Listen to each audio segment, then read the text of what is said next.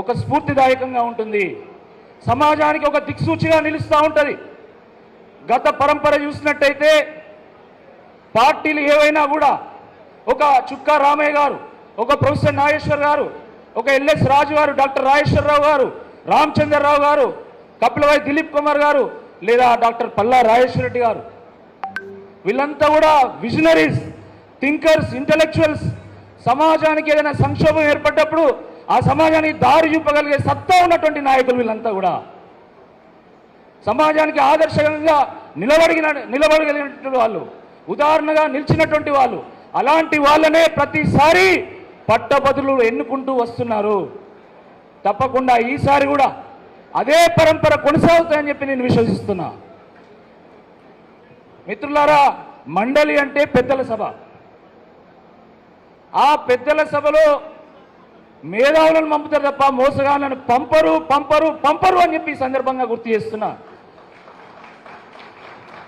పెద్దల సభ, ఆ పెద్దరికాన్ని కాపాడాల్సినటువంటి బాధ్యత అందరి మీద ఉంటుంది.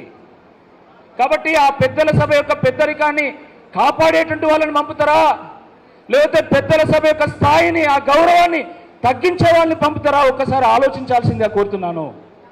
పెద్దల సభకు వెళ్ళి బూతులు మాట్లాడి దాన్ని బూతుల సభగా మారిస్తే ఎట్లుంటుందో ఒక్కసారి అందరూ కూడా ఆలోచించాల్సిందే ఈ సందర్భంగా విజ్ఞప్తి చేస్తున్నాం. మిత్రులారా, ఈ రాష్ట్రంలో ఏ సందర్భంలో కాంగ్రెస్ పార్టీ ప్రభుత్వంలోకి వచ్చిందో మీ అందరికీ కూడా తెలుసు. 6 గ్యారంటీలు, 420 హామీలు ఇస్తే కాంగ్రెస్ పార్టీ ప్రభుత్వం వచ్చింది. ఈ అన్ని హామీల మీద పెద్దలు చాలా వివరంగా మాట్లాడతారు. కానీ ఇక్కడ చాలామంది నిరుద్యోగ యువత ఉన్నారు, విద్యావంతులు ఉన్నారు. కాబట్టి వాళ్ళకు సంబంధించినటువంటి కొన్ని ఇష్యూస్ నేను ప్రస్తావించి వదులుతాను. మిత్రులారా, 6 గ్యారంటీలు, 420 హామీల్లో భాగంగా జాబ్ క్యాలెండర్ను రిలీజ్ చేస్తామన్నారు. రిలీజ్ చేశారా? ఇప్పటివరకు 2 లక్షల పోస్టులతో కూడుకున్నటువంటి జాబ్ నోటిఫికేషన్స్ విడుదల చేస్తామన్నారు. చేశారా? నిరుద్యోగ భృతి ఇస్తామన్నారు. ఇచ్చారా? మెగా డిఎస్సి వేస్తామన్నారు. వేశారా? ఎటువంటి రుసుము లేకుండా ప్రభుత్వ పరీక్షలన్నీ కూడా నిర్వహిస్తామన్నారు. నిర్వహిస్తున్నారా? ఉద్యోగస్తులకు డిఏ అన్నారు, పిఆర్సి అన్నారు, అనేక హామీలు ఇచ్చిళ్ళు. కానీ దురదృష్టకరమైనటువంటి విషయం ఏంటంటే ఈ 9 సంవత్సరాల్లో, ఈ 5 నెలల్లో కనీసం ఏ ఒక్క హామీ కూడా ఈరోజు చర్చకు రాలే. ఏ ఒక్క హామీ మీద ప్రకటన లేదు, సమగ్రమైనటువంటి ఒక వివరణ లేదు. మరి వీటి గురించి ఎవరు ప్రశ్నించాలి? ఈ హామీల మీద కాంగ్రెస్ పార్టీ ఎమ్మెల్సీ అభ్యర్థి ప్రశ్నించగలుగుతాడా? ఒక్కసారి ఆలోచించండి. కాంగ్రెస్ పార్టీ ఎమ్మెల్సీ అభ్యర్థి ఈ సమస్యల మీద రేవంత్ రెడ్డి గారిని నిలదీసి అడగగలుగుతాడా అని చెప్పి సందర్భంగా ప్రశ్నిస్తున్నాం. ఈ రాష్ట్రంలో ఉన్నటువంటి నిరుద్యోగుల గురించి, విద్యావంతుల గురించి, రైతుల గురించి, రైతు కార్మికుల గురించి, రైతు కూలీల గురించి నిజంగా ఎవరైనా ప్రశ్నించాలంటే అది కేవలం బీఆర్ఎస్ పార్టీ మాత్రమే, బీఆర్ఎస్ అభ్యర్థిగా ఉన్నటువంటి నేను మాత్రమే అని చెప్పి సందర్భంగా గుర్తు చేస్తున్నాను.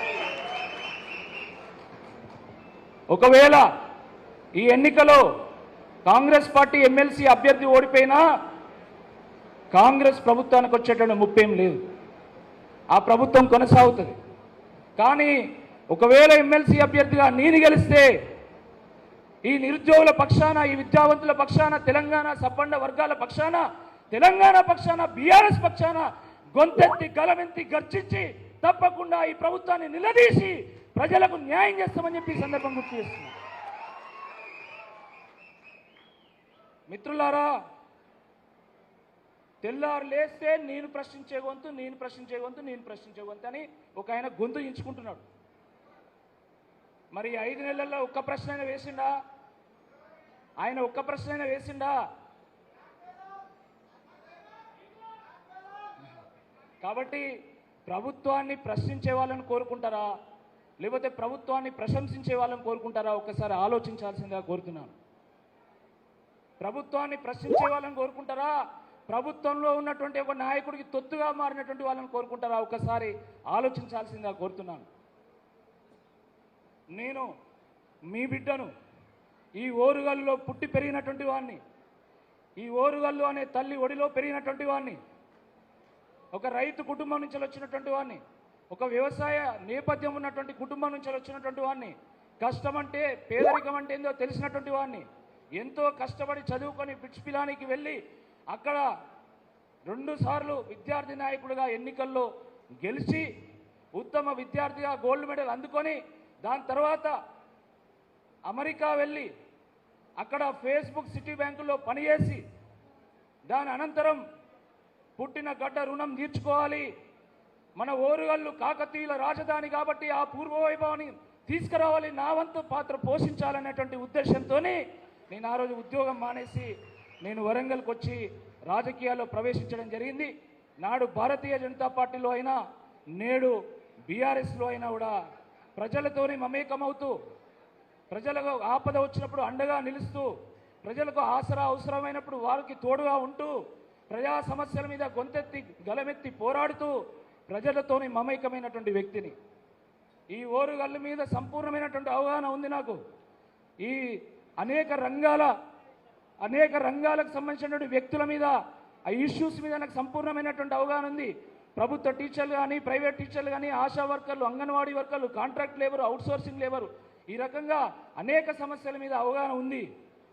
బహుశా దాన్ని దృష్టిలో పెట్టుకొనే ఒక యువకుడు ఉంటే బాగుంటుంది, ఒక యువకుడు, ఒక విద్యావంతుడు నిజంగా ఈ గ్రాడ్యుయేట్లకు మంచిగా ప్రాతినిధ్యం వహిస్తారని బహుశా అనుకునే మరి మన దశాబ్దాల కళ నెరవేర్చినటువంటి తెలంగాణ తొలి ముఖ్యమంత్రి బీఆర్ఎస్ అధినేత అయినటువంటి కేసీఆర్ గారు నన్ను పిలిచి ఆశీర్వదించి ఆశీస్సులు తెలియజేసి మీ ముందుకు పంపడం జరిగింది.